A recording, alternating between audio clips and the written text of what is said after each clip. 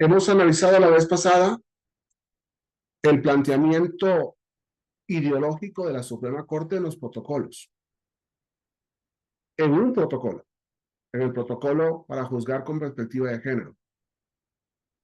El estudio es pormenorizado, porque tenemos que ver también una serie de protocolos y una serie de manuales. Mi idea no es dar aquí una conferencia larga, sino corta. Vimos los criterios de los protocolos. Y ahora me interesa que nos fijemos en los criterios respecto a la jurisprudencia. Casi toda la jurisprudencia de la Suprema Corte de Justicia se apoya en un concepto único. La primera sala considera que debe implementarse un método en toda controversia judicial, aun cuando las partes no lo soliciten. Un tema interesante, la Corte asume, ¿no? Sin que lo pidan las partes, es una violación al principio de contradicción de la inmediación. A fin de verificar si existe una situación de violencia o vulnerabilidad que, por cuestiones de género, impida impartir justicia de manera completa e igualitaria. ¿Cómo me hubiera gustado que la Suprema Corte de Justicia dijera que situaciones de vulnerabilidad por discriminación y no por cuestiones de género, por discriminación, de cualquier tipo de discriminación? Un método para resolver controversias judiciales en las que haya discriminación. Para la primera sala, el juzgador debe tomar en cuenta lo siguiente. Estoy desglosando el registro digital 2011-430. Identificar primeramente si existen situaciones de poder. Cuestionar los hechos y valorar las pruebas desechando cualquier estereotipo o prejuicio de género. En caso de que el material probatorio no sea suficiente para aclarar la situación de violencia, vulnerabilidad o discriminación, ordenar las pruebas necesarias. De detectarse la situación de desventaja, cuestionar la neutralidad del derecho.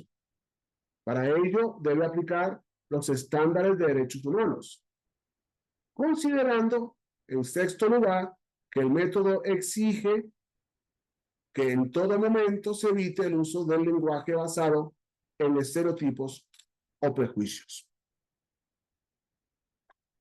Pongámoslo acá. Un método para determinar violencia o vulnerabilidad.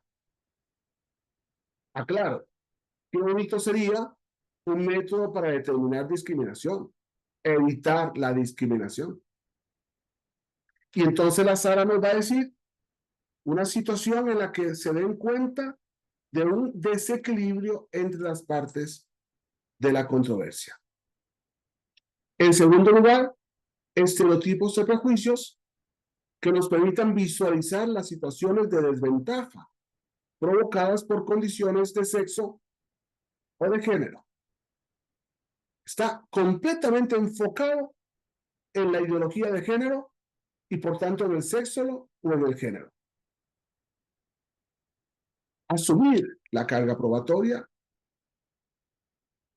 El artículo 20, apartado A, fracción quinta de la Constitución Federal, nos dice que la carga de la prueba corresponde al órgano acusador. La Suprema Corte, contra la Constitución política, le dice al juez que asuma la carga de la prueba. Si el material probatorio no es suficiente para aclarar la situación de violencia, de vulnerabilidad o discriminación por razones de género, ordenar las pruebas necesarias para visibilizar dichas situaciones. En cuarto lugar, la Suprema Corte nos obliga a legislar. Cuestionar la neutralidad del derecho aplicable. Cuestionar la neutralidad del derecho aplicable. Si la ley no te sirve, produce otra, pues, así como evaluar el impacto diferenciado de la solución propuesta para buscar una resolución justa e igualitaria de acuerdo al contexto de desigualdad por condiciones de género. Legislar desde estándares de derechos humanos y por tanto el derecho humano me permite resolver como quiera, aplicar los estándares de derechos humanos de todas las personas involucradas para, o con un lenguaje incluyente, evitar el lenguaje basado en estereotipos o prejuicios, por lo que debe procurarse un lenguaje incluyente. Estas 6 ideas de la jurisprudencia que luego se van a ir repitiendo en los protocolos, en los manuales y en la demás jurisprudencia, no solamente de la Suprema Corte, sino de la primera sala, de la segunda sala y lógicamente de los colegiados de circuito, porque lógicamente están obligados por la jurisprudencia de la Suprema Corte, les va a llevar o nos va a llevar a que aquellos protocolos que eran solamente protocolos, como reglamentos, que aquellos manuales que eran solamente manuales de actuación, terminan siendo obligados por la jurisprudencia. ¿Qué es identificar plenamente si existen situaciones de poder que por cuestiones de género den cuenta de un desequilibrio entre las partes de la controversia? Para mí, admitir una sola categoría antropológica, la de género, discriminando en relación a las demás categorías antropológicas.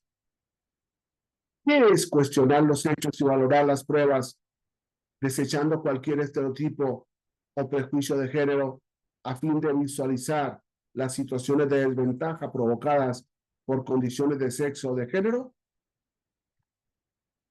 Entiendo de mi lectura, ese mandato es descubrir estereotipos o prejuicios que al discriminar a las personas, cualesquiera de ellas, produce entre las partes alguna desventaja que no puede producirse por condiciones de sexo, de género, sino sumo, de nacionalidad, de origen, de étnico, de discapacidad, de condición social, profesional, económico, de salud, de religión, de opiniones, de criterios, de preferencias sexuales, de políticas, criterios políticos, sociológicos, filosóficos, médicos, de estado civil o cualquier otra que atente contra la dignidad. Vean que en lo rojo yo estoy tratando de plantear lo que he querido plantear. Y si la razón jurídica es no discriminar, entonces debo considerar las 14 categorías y no solamente el género. Si la razón jurídica es un método para no cometer una injusticia, entonces debo utilizar las 14 categorías. ¿Qué es en caso de que el material probatorio no sea suficiente para aclarar la situación de violencia, vulnerabilidad o discriminación por razones de género? ¿Qué es ordenar las pruebas necesarias para visibilizar 10 situaciones? Obligar al juez a que asuma la carga probatoria. Contrario a la Constitución, contrario a la ley, el juez se convierte en el sujeto, en juez y parte. ¿Qué es de detectarse la situación de desventaja por cuestiones de género? Cuestionar la neutralidad del derecho aplicable, así como evaluar el impacto diferenciado de las soluciones propuestas para buscar una resolución justa e igualitaria de acuerdo al contexto de desigualdad por condiciones de género, es, desde mi lectura, encontrar una causal excluyente de antijuridicidad o de reproche, o una situación inhumana o injusta en alguna de las partes del proceso sin influencias ideológicas. Vean cómo la misma jurisprudencia de la sala me permite dar un criterio más jurídico que ideológico, porque las causales excluyentes de antijuridicidad y las causales excluyentes de reproche están consideradas previamente en la legislación sustantiva del Código Penal. ¿Qué es aplicar los estándares de derechos humanos de todas las personas involucradas, especialmente de los niños y de las niñas? Para mí, desde mi lectura, es resolver objetivamente conforme al principio de interés superior del niño y adolescentes, conforme a los derechos humanos, conforme a la justicia, conforme a la equidad, conforme a la etiqueta. No tengo que salirme de los parámetros de justicia para resolver en las situaciones que está considerando la Suprema Corte de Justicia de la Nación. ¿Qué es evitar el uso del lenguaje basado en estereotipos o prejuicios? Es resolver sin discriminación, es resolver con enfoque diferencial, esto es protegiendo los derechos de todas las personas que se encuentren en alguna categoría protegida por el artículo 1 de la Constitución Federal, aunque desde una perspectiva de género. Esta foto me gusta, por eso la he aplicado y la he utilizado muchas veces. Y esta foto me gusta porque el enfoque diferencial con el que he comentado en rojo los planteamientos en negrilla de la Suprema Corte no busca la igualdad sexual ni su liberación, procura el respeto de cada una y de cada uno, procura el respeto de todos en sus diferencias.